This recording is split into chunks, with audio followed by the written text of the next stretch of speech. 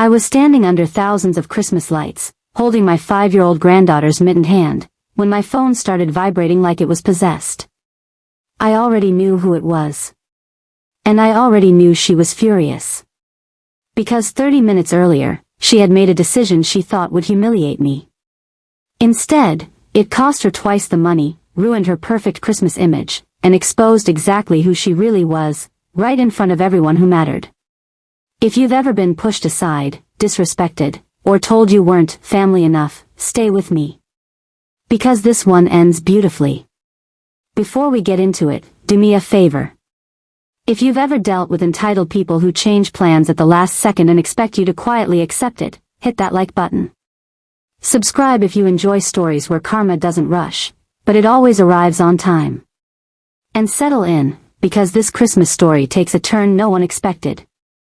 I never imagined that a simple holiday outing, a petting zoo, of all things, would become one of the most emotionally exhausting experiences of my life.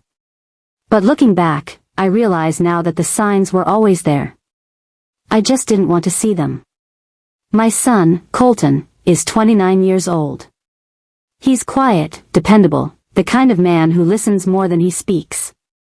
Years ago, he was in a relationship with Anna, who is 28 now. Their relationship didn't last, but it gave us the most important person in our lives, their daughter, Crystal, who is 5 years old.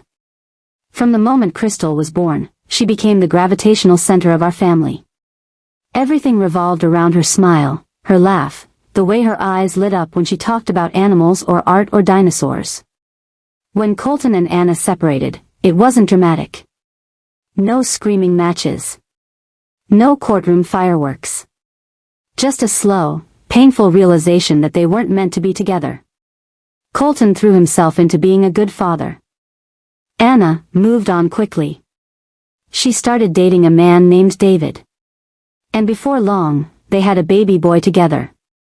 Now, my husband is 55, and I'm 49. From the very beginning, we made a conscious decision, no matter how uncomfortable things became, we would stay civil. We would stay kind. We would stay involved. Not for Anna. Not for David. For Crystal. We invited Anna to holidays. We included David when appropriate. We swallowed comments.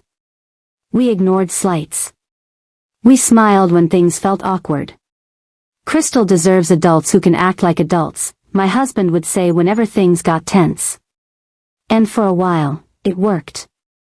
As Christmas approached that year, Anna suggested something that actually sounded lovely, a holiday event at a local petting zoo. An evening event. Twinkling lights strung through bare winter trees. Christmas carolers. Miniature horses pulling sleighs. Small rides. A rustic, chuck wagon-style dinner at the end. It's really cute, Anna said over the phone. Crystal would love it. She absolutely would, I replied. She loves animals. From the kitchen, Colton laughed. She's going to try to pet every single goat. For a moment, it felt easy. Normal. Like maybe we'd finally figured this out.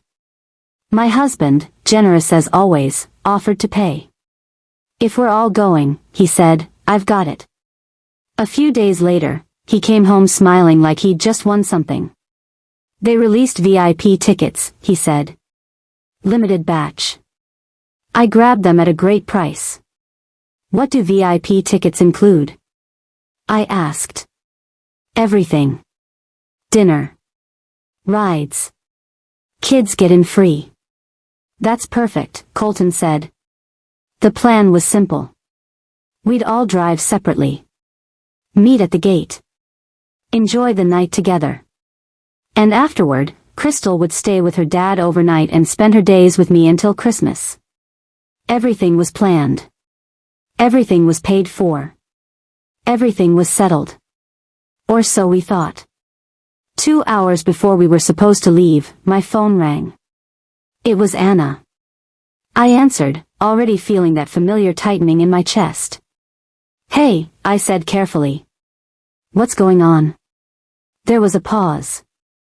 Too long. Intentional. So, she began, I talked to David's mom today. Something in my stomach dropped. And she thinks the event should really just be family. I frowned. Family? Yeah, Anna said. You know.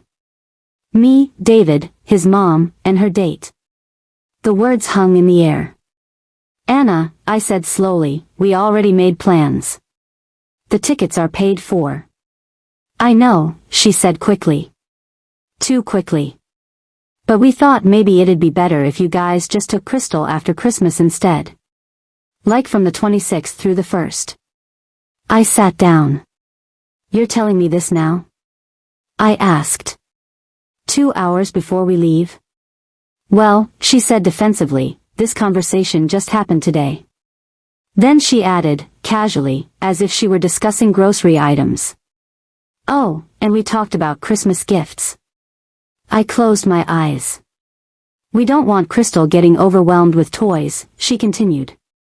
So we're only allowing clothes, jewelry, or American Girl stuff.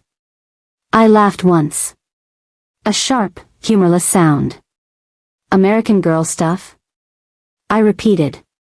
Yes, she said firmly. That's what we agreed on.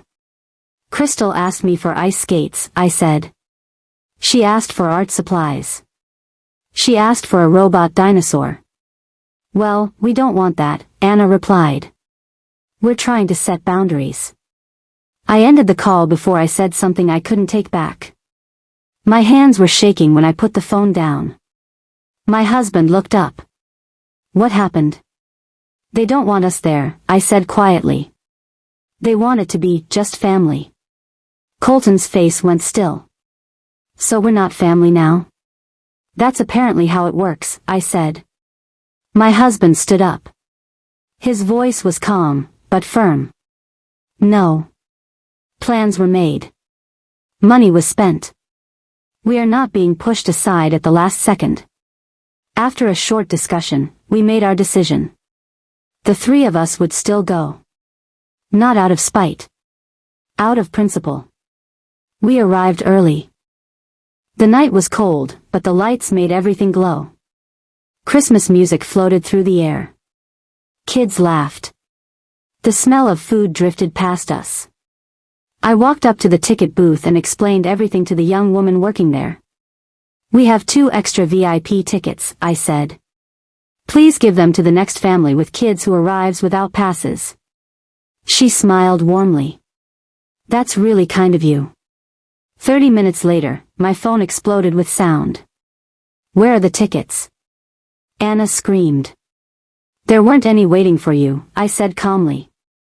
You were supposed to give them to us. No, I replied.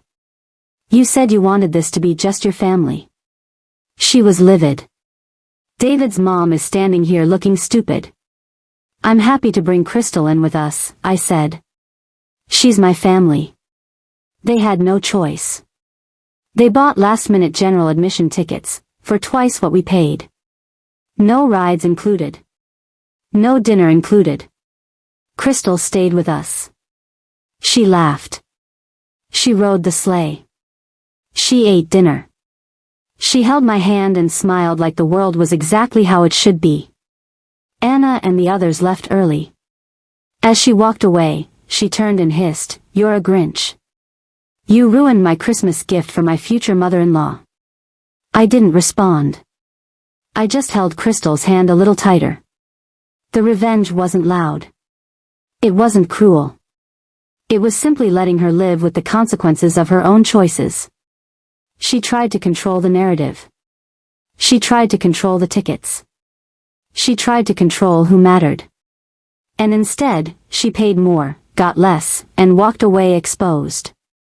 I don't regret what happened.